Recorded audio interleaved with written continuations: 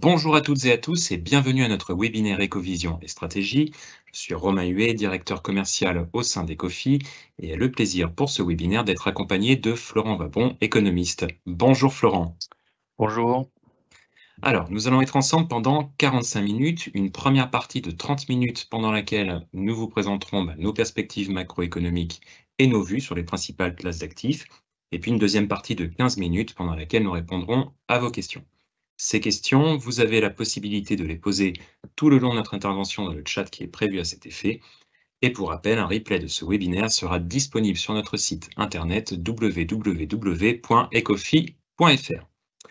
Alors Florent, il y a beaucoup de questions qui se posent à l'approche de cette fin d'année. Les banques centrales en ont-elles vraiment terminé avec l'inflation? Récession, pas récession? La Chine a-t-elle vraiment les moyens de relancer sa demande intérieure?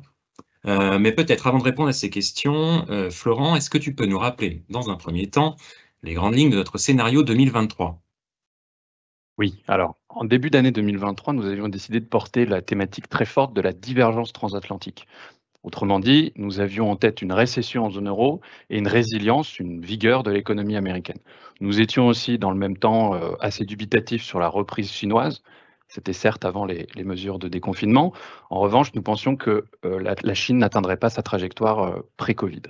D'un point de vue de l'inflation cette fois-ci, nous pensions aussi bien en zone euro qu'aux États-Unis que la désinflation allait se matérialiser en raison des effets de base énergétique et de tout un tas de facteurs spécifiques dont on reviendra plus tard, et surtout que l'inflation cœur, celle qui enlève l'énergie à l'alimentation, allait demeurer persistante, en tout cas élevée pendant quelques temps encore, et que les banques centrales allaient continuer de monter les taux.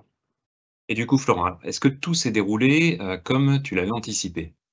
Alors, tout s'est déroulé comme prévu, à quelques nuances près. La récession aux États-Unis ne s'est effectivement pas matérialisée, alors que c'était plutôt l'orientation du consensus. Donc nous étions en dehors du consensus et nous avons eu raison là-dessus. En revanche, nous avons été trop pessimistes sur la zone euro, puisque le PIB de la zone euro a stagné au cours du premier trimestre 2023, puis a cru de manière assez modeste, de 0,1% lors du second trimestre. Et donc finalement, la récession n'a pas eu lieu. En ce qui concerne la Chine, on a vu que le premier trimestre a été très bon en raison des déconfinements, puis cette reprise s'est formée finalement de manière un peu évanescente. Du côté de la désinflation, elle s'est effectivement matérialisée. C'était, on va se le dire, assez consensuel en réalité. Le fait que les prix de l'énergie avaient diminué et que cela allait contribuer de moins en moins à l'inflation, tout cela s'est effectivement matérialisé. Les banques centrales ont aussi continué à monter leurs taux. OK, donc si je résume, on était un peu trop pessimiste sur la zone euro, on était dans le juste côté États-Unis avec une récession qui ne s'est pas vraiment matérialisée. Si on se projette maintenant sur les derniers mois de l'année, ça donne quoi, Florent? La question, c'est est-ce qu'on prend les mêmes et on recommence? Encore une fois, pas véritablement. Les narratifs ont un petit peu changé. Finalement, les hausses de taux, c'est un peu derrière nous. Les hausses de taux banque centrale, j'entends. C'est un peu de l'histoire ancienne. Ce sur quoi maintenant se concentrent les marchés, les investisseurs, les économistes, c'est finalement le coup d'après, à savoir quand est-ce qu'elles vont baisser les taux et de manière plus générale, combien de temps vont-elles maintenir ces taux à ces niveaux élevés, euh, la période donc de maintien de ces taux. Du côté de l'inflation, on a quelques risques désormais, notamment avec la hausse des prix du pétrole, et puis on a quand même un phénomène de persistance qu'on mentionnait en préambule sur l'inflation cœur. Sur la Chine, plusieurs questions se posent encore. Et puis finalement, aux États-Unis, la vigueur de l'économie s'est matérialisée. Il y a même une réaccélération. Est-ce que tout cela est pérenne? Alors, avant de parler des États-Unis, Florent, est-ce que tu peux, dans un premier temps, rentrer dans le détail du fameux couple croissance-inflation en zone euro? Bon, pour la zone euro, on ne change pas notre fusil d'épaule. On continue de penser qu'effectivement, la dégradation de l'environnement économique va se matérialiser. Si on regarde les indicateurs avancés, mais aussi coïncidents, tous conspirent, si je puis dire, pour une dégradation de l'économie sur le second trimestre, sur le second semestre, pardon, 2023.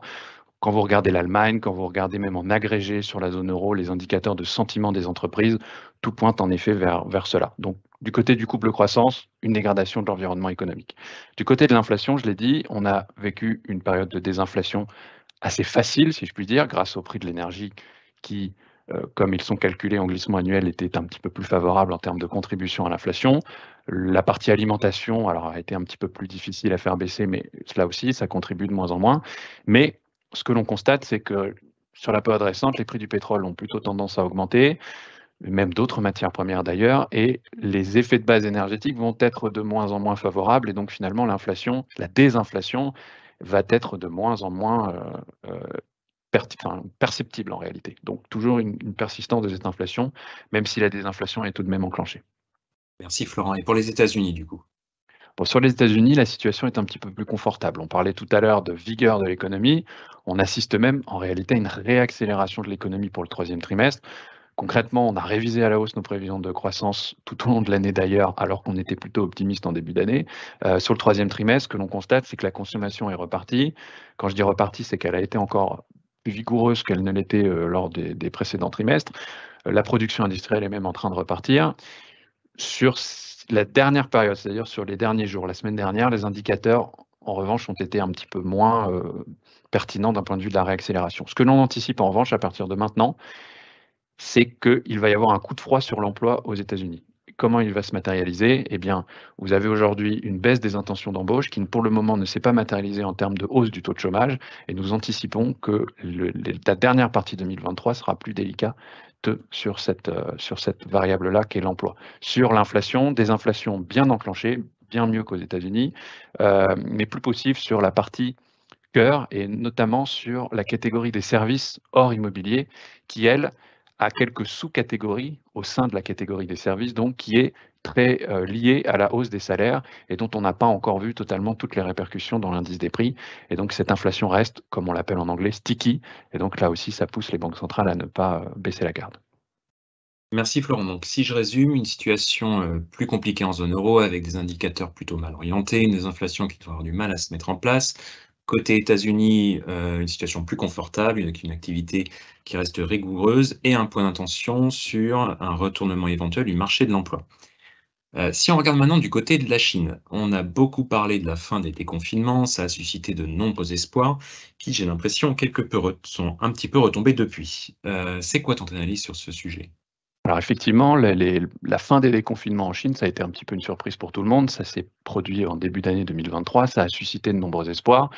Effectivement, les chiffres de croissance du premier trimestre ont été de bonne facture puisque la consommation des services est repartie.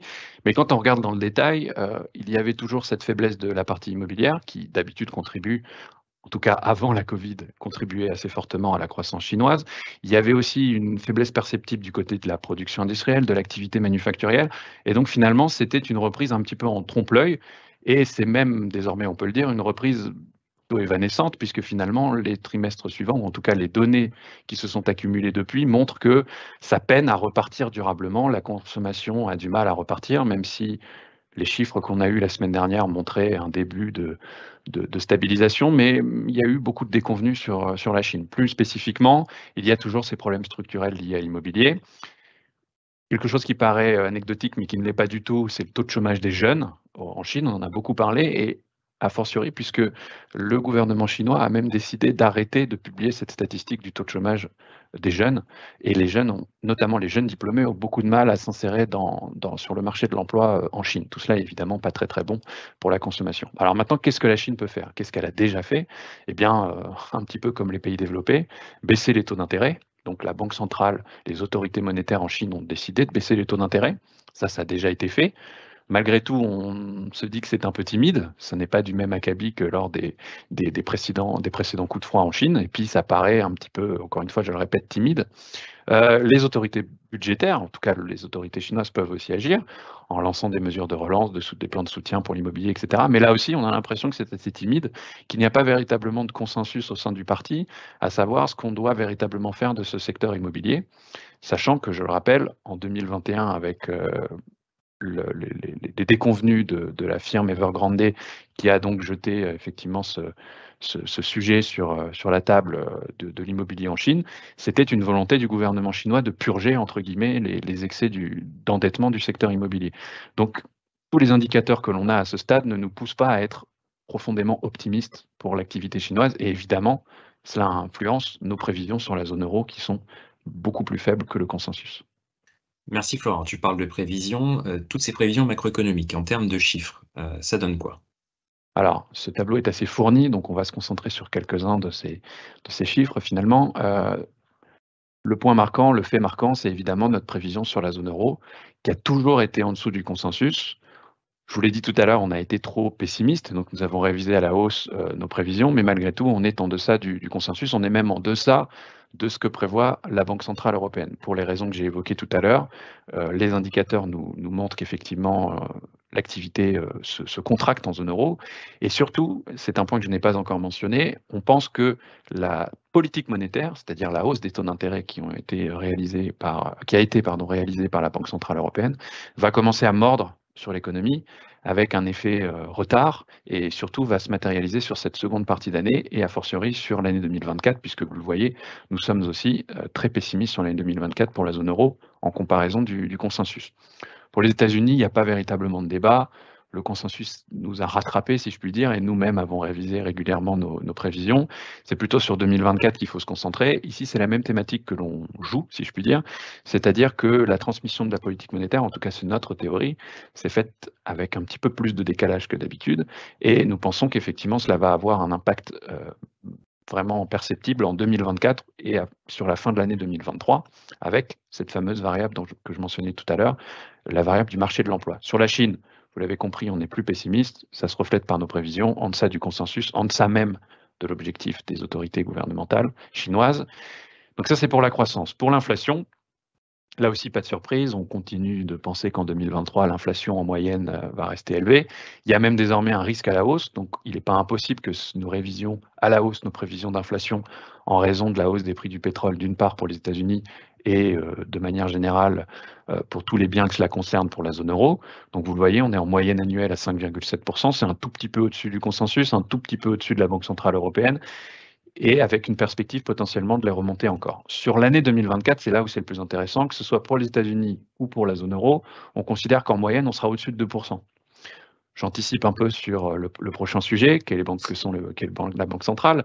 Ça va avoir un impact considérable, puisqu'effectivement, on n'aura pas tout à fait fini avec l'inflation. Voilà ce que je peux dire pour ce couple croissance-inflation. Eh ben justement, tu parlais de banque centrale. Il semblerait que les hausses de taux tardent à produire leurs effets. Quel est ton avis sur cette question? Alors, c'est un sujet que nous avions déjà évoqué lors du webinaire de mars dernier. Ce webinaire avait eu lieu d'ailleurs en plein cœur de la faillite de la SVB. Donc là, on était un peu dans l'urgence, si je puis dire, et nous avions dit effectivement, en termes d'arbitrage, il y a le mandat de stabilité des prix, il y a un mandat implicite, si je puis dire, de stabilité financière. Les banques centrales vont privilégier ce mandat de stabilité des prix, vont continuer de monter les taux directeurs. Bon, maintenant, si on prend un peu de recul, ce que l'on avait dit aussi, c'est que le délai de transmission de la politique monétaire se fait avec ce qu'on appelle un délai, enfin, je viens de le dire, le délai de transmission de politique monétaire, et ce délai, on l'affuble souvent du terme long et variable. Il est à la fois long, le temps qui passe dans l'économie, et il est variable en fonction du moment où on commence à monter les taux, en fonction de l'état de l'économie à partir de laquelle on commence à monter les taux. Donc concrètement, vous le voyez à l'écran, les hausses de taux que nous avons vécues en 2022 et 2023 sont sans commune mesure en termes de rapidité, même si là, l'intervalle de la période historique est un peu faible, et je vous demande de me faire confiance. Ce qui est marquant, en revanche, c'est qu'on est désormais sur à peu près les mêmes niveaux, voire même sur les mêmes niveaux, et encore, on les a dépassés pour certains endroits, de taux directeurs identiques à 2008. Maintenant, pour la transmission de la politique monétaire, ça se traduit quasiment de manière immédiate sur les marchés financiers, et ensuite, ça prend du temps sur l'économie. Alors, j'ai un parallèle à faire, qui va vous surprendre de prime abord. La transmission de la politique monétaire, c'est un peu comme l'effet du soleil sur la peau. C'est-à-dire qu'il faut atteindre un certain nombre d'indices UV, bon, généralement on dit 5, 6, 7, pour commencer à avoir des réactions sur sa peau. Le parallèle à faire avec les banques centrales, c'est potentiellement de dépasser un certain niveau, celui qu'on appelle le taux neutre. Et donc de ce point de vue-là, c'est celui qui commence à avoir des effets sur l'économie. Donc ça, c'est pour le parallèle. Ensuite, si on met de la crème solaire, si on met des lunettes de soleil, si on porte un chapeau, ça va créer des barrières à la transmission du soleil sur la peau. Et finalement, on peut faire le parallèle aussi avec l'économie. L'économie américaine notamment a commencé ce début de cycle avec un excès d'épargne considérable pour les ménages, un niveau d'endettement qui était plus faible que lors des cycles de resserrement monétaire précédents, une situation même bilancielle pour les entreprises qui était un petit peu meilleure, et tout ça a érigé un certain nombre de barrières à la transmission de la politique monétaire. Pour autant, nous pensons qu'en effet, ça va se produire sur 2024, c'est-à-dire qu'on va véritablement voir les effets sur 2024, le temps que cette propagation se fasse dans son ensemble. Merci Florent. Alors j'aime beaucoup l'image de l'effet du soleil sur la peau, surtout après l'été. Plus sérieusement, je crois que demain soir, il y a une réunion que beaucoup attendent, la fameuse réunion de la Fed. Qu'est-ce que La tu fameuse. anticipes? Ouais, la fameuse. Hausse de taux, baisse de taux, statu quo. Statu quo, mais finalement, je ne prends pas trop de risques en disant cela, puisque c'est le consensus aussi qui est positionné sur cela, et on est à quelques heures finalement, donc statu quo. Statu quo, qu'est-ce que ça veut dire? Ça veut dire que les taux d'intérêt vont rester les mêmes, à savoir 5,50 fourchette haute pour les Fed Funds, et dans nos prévisions, c'est là où ça devient intéressant, c'est qu'on intègre le fait que potentiellement il y ait encore une hausse de taux d'ici la fin de l'année, donc on puisse monter jusqu'à 5,75, mais je le disais tout à l'heure, c'est presque plus l'histoire qu'il faut se raconter. L'histoire qu'il faut véritablement se raconter et la projection qu'il faut faire, c'est plutôt sur 2024 et quand est-ce qu'elles vont commencer à baisser les taux. Et nous, notre conviction, c'est que ça va se faire très tard. Vous le voyez à l'écran, maintien des taux à ces niveaux-là jusqu'au T3 2024. Alors il y a encore quelques temps, on nous prenait pour des illuminés parce que le marché était plutôt sur le premier trimestre 2024, voire à un moment donné sur le dernier trimestre 2023. Et on a toujours dit non, non, ce sera le second semestre, peut-être au début, peut-être au milieu, mais second semestre 2024. Aujourd'hui, nous sommes positionnés sur le T3 2024. Pour quelle raison? Finalement, qu'est-ce qui motive une banque centrale à baisser les taux? Ben, d'une part, si elle a réussi à lutter contre l'inflation efficacement, on a compris que ce n'était pas tout à fait le cas encore. Il y a un certain nombre de secteurs qui restent sticky, et donc finalement que l'inflation va véritablement demeurer dans l'économie au-delà de 2%, ou alors que l'économie se dégrade fortement. Et c'est un peu notre anticipation, vous l'avez compris, avec ce coup de froid sur l'emploi. Mais alors, le coup de froid que l'on envisage sur l'emploi, il est assez différent d'habitude. Il se ferait plutôt de manière insidieuse, un peu finalement à l'image du cycle assez atypique que nous sommes en train de vivre. Et le graphique qui va apparaître tout de suite à l'écran est assez éloquent, et c'est finalement le graphique qu'il faut retenir. On en a assez peu mis dans cette présentation, mais c'est selon moi le graphique qu'il faut retenir pour les États-Unis. Il est un peu compliqué, on va l'expliciter. Donc vous avez ici quasiment toute l'histoire que l'on peut retracer des États-Unis avec les données qui nous sont rendues possibles. Vous avez d'une part le taux d'offre d'emploi non pourvu, donc c'est la courbe bleue plus claire, qui représente tout simplement le nombre d'offres d'emploi non pourvues dans l'économie rapporté à la population active. Pour se faire une image, c'est un peu comme le taux de vacances en immobilier. Donc ça, c'est pour le taux d'offre d'emploi non pourvu. Et vous avez en couleur violette le taux de chômage. Habituellement, c'est assez clair sur le graphique, il n'y a même pas besoin de lire les légendes, les deux variables évoluent en sens opposé. C'est-à-dire que lorsque le taux d'offre d'emploi non pourvu augmente, le taux de chômage diminue, pour la simple et bonne raison que ça coïncide plutôt avec une économie qui se porte bien. Les entreprises augmentent leurs intentions d'embauche et le taux de chômage mécaniquement diminue. C'est une économie qui se porte bien. Donc c'est un bon indicateur du cycle par ailleurs. Et ça, c'était historiquement. D'ailleurs, on remonte vraiment sur une période historique très très large. Et maintenant, si on se concentre sur la période toute récente, donc qui est entourée en rouge ici, on voit que le taux d'offre d'emploi non pourvu a pour l'instant diminué sans entraîner de hausse du taux de chômage. Et pour nous, c'est une anomalie. Il y a des raisons qui peuvent expliquer cela, plusieurs, mais finalement, il n'y a pas véritablement une seule raison qui ressort. En revanche, on pense que vraiment cette anomalie va se résorber en 2024 pour la raison que j'ai évoquée tout à l'heure, c'est que la politique monétaire va finalement se transmettre de manière assez claire dans l'économie et va commencer à impacter les entreprises qui vont détruire de l'emploi, si je puis dire, puisque c'est de ça dont il s'agit, le taux de chômage qui augmente. Et généralement, vous le voyez, lorsque le taux de chômage augmente, il continue d'augmenter et c'est systématiquement un bon indicateur de récession. On peut extraire tout un tas de signaux du marché de l'emploi, mais ceux-là sont assez simples à comprendre. Donc c'est vraiment une conviction assez forte, un début de retournement insidieux du marché de l'emploi à la fin de l'année 2023, sur toute l'année 2024, mais j'insiste sur le mot insidieux, ce qui ne va pas nécessairement pousser la Banque centrale à agir immédiatement, la Banque centrale américaine. Et pour cause, puisque l'inflation sera encore élevée et que ce développement sur le marché de l'emploi ne sera pas très très clair. Merci Florent. Alors pour le coup, pour la Banque centrale européenne, j'ai cru comprendre que le dilemme était un peu différent, non? Un petit peu différent en effet, pour la raison que j'ai évoquée, à savoir que la dégradation de l'économie va se matérialiser. D'ailleurs, la Banque centrale européenne, lors de son dernier meeting, a révisé à la baisse ses perspectives de croissance. Elles sont encore un petit peu élevées selon nous. Mais nous n'accréditons pas la thèse selon laquelle la dégradation de l'économie va motiver la Banque centrale européenne à baisser ses taux. Le mandat de stabilité des prix, c'est le seul mandat d'ailleurs de la Banque centrale européenne. On pourrait envisager éventuellement le fait qu'elle ait un mandat implicite de croissance, mais nous pensons véritablement que l'inflation demeurera la variable clé pour la Banque centrale européenne et ce qui va nécessiter le fait de maintenir ces taux d'intérêt élevés à un niveau d'une manière prolongée.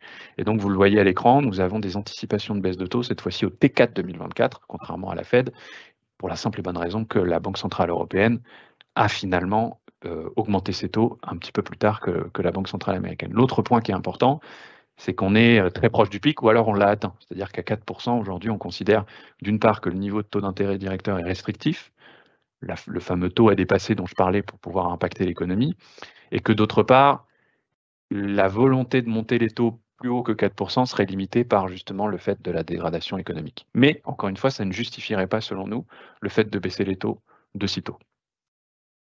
Merci Florent. Donc des taux qui devraient rester élevés encore un certain temps, une baisse de taux, mais pas avant le dernier trimestre 2024.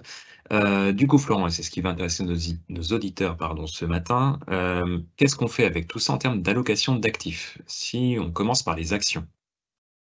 Alors en termes de classe d'actifs, si on commence par les actions, en effet, bon, sans surprise, on est plutôt prudent et ça se justifie par notre scénario qui n'est pas tout à fait celui d'un atterrissage en douceur, mais pas non plus celui d'un hard landing, mais on est plutôt sur un entre-deux. On considère néanmoins qu'il y a plusieurs risques aujourd'hui pour les actifs risqués et notamment les actions.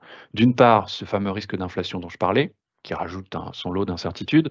D'autre part, nous pensons que les perspectives bénéficiaires telles qu'elles sont anticipées par les analystes sont un petit peu trop optimistes. Donc il y a de la place pour une petite correction à la baisse de ces perspectives bénéficiaires, de la même manière sur les marges. Et donc, de manière générale, vous le voyez, on considère qu'il faut être prudent et ça se traduit par une neutralité. Après, au sein du compartiment action, on conserve un biais défensif versus cyclique. Et si on regarde du côté des obligations, Florent? Alors, du côté des obligations souveraines, là aussi, pas de surprise, on a indiqué le fait que les banques centrales allaient maintenir les taux élevés de manière prolongée. En revanche, là où on pense qu'il peut y avoir de l'intérêt en matière d'allocation d'actifs, c'est peut-être sur les parties longues de la courbe et en particulier sur la zone euro, l'Allemagne en est un exemple, pour la simple et bonne raison que la dégradation économique va aussi se matérialiser dans ces taux à long terme. Le potentiel n'est pas énorme, mais en tout cas, on peut intégrer le fait que dans nos prévisions, on a des taux d'intérêt un petit peu plus faibles plus tard dans le cycle qu'aujourd'hui. Que ça se concerne aussi bien la zone euro que les États-Unis. Là où en revanche c'est indiscutable en termes de couple rendement-risque, c'est sur le crédit d'entreprise, plutôt les obligations d'entreprise, et en l'occurrence sur le crédit d'entreprise investment grade en zone euro. Le couple rendement-risque est attractif. Il concourt même pratiquement avec les actions en termes de rendement embarqué. Et c'est aussi la raison pour laquelle il est difficile d'être très positif sur les actions. Sur les actions, néanmoins, à court terme, prudence, court moyen terme, prudence, mais à long terme, ça conserve évidemment une place dans les allocations d'actifs. Merci beaucoup Florent. Donc, si je résume en 4 grands points tes vues sur les prochains mois, ce qu'il faut retenir. Avec 1, on maintient cette thématique centrale de la divergence transatlantique, avec une économie européenne qui restera chahutée versus une économie américaine qui devrait connaître une situation un peu plus confortable. Deuxième point, on anticipe un risque de coup de froid sur l'emploi américain fin 2023, début 2024. J'ai bien noté que c'était un point à surveiller avec attention. Troisièmement, la désinflation devrait se poursuivre avec le chemin vers la cible des 2% d'inflation des banques centrales qui devrait être, comme tu l'indiques, plus tortueux. Et enfin, des taux directeurs, que ce soit en Europe ou aux États-Unis, qui devraient rester élevés, cela encore pour un certain temps. Est-ce que j'ai bien résumé, Florent? C'est exactement ça. Super, merci beaucoup. On va arriver à la fin de cette première partie. Florent, tu restes avec nous. On te retrouve dans quelques instants pour la séance de questions-réponses. Et donc pour conclure cette première partie, quelques mots sur les solutions d'investissement que nous mettons en avant au sein d'Ecofi, au regard du scénario que vient de nous présenter Florent. On commence par 3 produits de taux pour bénéficier bien de l'environnement actuel de taux élevés, avec une classe d'actifs l'obligataire qui offre, comme l'a précisé Florent, de nouveau du rendement et qui a toute sa place selon nous dans une allocation diversifiée. Un premier fonds pour profiter des niveaux de taux sur le court terme que nous n'avions pas vus depuis des années, Ecofi Trésorerie. C'est un fonds que vous connaissez bien, on est sur du monétaire standard avec une liquidité quotidienne. qui, dans une allocation, aura pour objectif d'optimiser des liquidités ou une trésorerie sur un horizon court. Donc, Ecofit Trésorerie, pardon. C'est le label ISR, un article 8 SFDR, et c'est un fonds qui offre à mi-septembre un taux de rendement actuariel brut de 4%. Le deuxième fonds dont je souhaitais vous parler, c'est Ecofi Crédit Short Duration. Donc on quitte là le monétaire pour se positionner sur de l'obligataire court terme, donc sur un horizon d'une douzaine de mois, avec pour objectif de bénéficier de l'opportunité que présente le crédit investment grade, donc comme l'a indiqué Florent, hein, notamment avec un couple rendement-risque particulièrement attractif en ce moment. Ecofi Crédit Short Duration, c'est quoi? Eh bien, c'est un fonds qui va vous permettre de vous positionner sur des obligations privées émises en euros, avec une gestion active de sa duration, une faible sensibilité au taux. Le fonds offrira à mi-septembre un taux de rendement brut de 5,60% via une sélection d'obligations de qualité investment grade, donc environ 80% du portefeuille à mi-septembre et une vingtaine de pourcents de titres à haut rendement qui peuvent représenter jusqu'à 25% du fonds. Et je ne l'ai pas précisé, le fonds est article 8 SFDR. Un troisième fonds, Ecofi Optim 26, qui cette fois a pour objectif de cristalliser un taux de rendement, 6,18% brut à mi-septembre, sur une échéance à moyen terme, donc 2026. Donc on est ici dans une logique de portage. Le produit offre une maturité fondante, donc avec une diminution du risque de taux à l'approche de l'échéance. Et à noter que pour tirer profit de marge de crédit qui rémunère bien le risque pris, le fonds peut investir jusqu'à 50% dans des actifs, dans des titres à haut rendement, qui représentent environ 41% du portefeuille à mi-septembre. Et petit message conformité, je vous rappelle que les taux de rendement actuariels bruts qui vous sont annoncés ne sont pas un engagement contractuel et vous sont communiqués à titre indicatif. Enfin, difficile de ne pas vous parler d'actions, puisque comme vous l'indiquait Florent, nous considérons que celles-ci, les actions, ont toute leur place sur un horizon long terme dans une allocation diversifiée. Elles ont d'autant plus leur place qu'il y a de véritables opportunités à saisir sur des thématiques structurelles de long terme. Et donc, je tenais à vous parler de l'un des fonds phares d'Ecofi que vous connaissez certainement, qui s'appelle Ecofi Enjeux Futurs. Donc, il s'agit d'un fonds action international multithématique positionné sur 3 thématiques pour la planète: l'efficience énergétique, les énergies renouvelables, la gestion des ressources et des déchets, pardon, et sur 3 thématiques pour l'homme: la santé, nutrition, les services à la personne, le testing, inspection. Des thématiques de long terme donc, tirées par les grands enjeux de demain et des méga-tendances que je n'ai plus besoin de vous rappeler: la lutte contre le réchauffement climatique, la gestion des ressources, l'accroissement de la population, etc. Le fonds est article 9 SFDR et détenteur du label ISR.